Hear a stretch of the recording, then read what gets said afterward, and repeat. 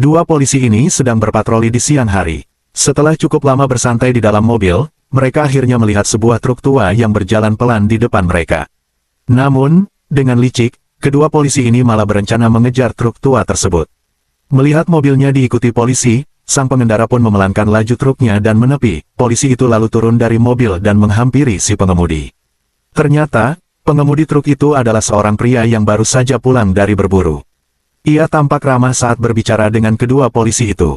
Salah satu dari mereka memeriksa bagian belakang truk. Namun begitu membuka bagasi, polisi itu hampir muntah karena nampakan hasil buruan si pria. Tanpa alasan jelas, kedua polisi mulai mencari-cari kesalahan agar bisa memeras pria tersebut. Mereka menuduhnya mengendarai truk terlalu cepat. Pria itu langsung menyangkal, karena merasa dirinya sudah mengemudi sangat pelan. Polisi lalu meminta surat-surat kendaraan. Dengan wajah sedikit kesal, pria itu kembali ke dalam truk dan mengambil SIM-nya. Saat kembali dan menyerahkannya, kedua polisi tetap menilang pria tersebut, dan memintanya untuk datang ke kantor polisi.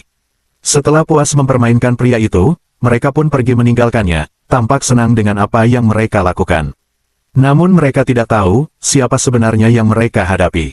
Saat keduanya masih tertawa di dalam mobil, tiba-tiba salah satu dari mereka tertembak tepat di kepala, hingga kepalanya hancur berantakan.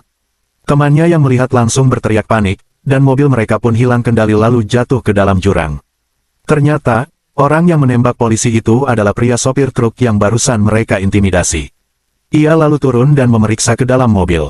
Di sana, hanya tersisa satu polisi yang dalam kondisi mengenaskan. Pria itu mencari polisi satunya lagi, ternyata polisi itu belum jauh darinya. Tanpa belas kasihan, pria itu mematahkan kaki polisi tersebut, lalu menarik tubuhnya dengan kasar dan menyeretnya kembali ke arah mobil.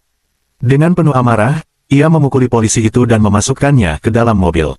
Kini, si polisi mulai sadar, ia telah berurusan dengan orang yang salah dan ia pun menyesalinya. Namun penyesalan itu datang terlambat. Pria itu menyiramkan bensin ke tubuh si polisi, lalu ke dalam mobil. Sang polisi memohon ampun dengan suara gemetar, tapi pria itu hanya berkata, sudah terlambat.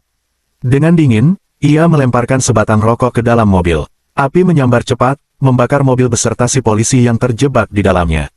Pria itu pun pergi dari tempat itu dengan penuh kepuasan. Lalu, bagaimana jika kalian berada di posisi pria itu? Apa kalian juga akan melakukan hal yang sama?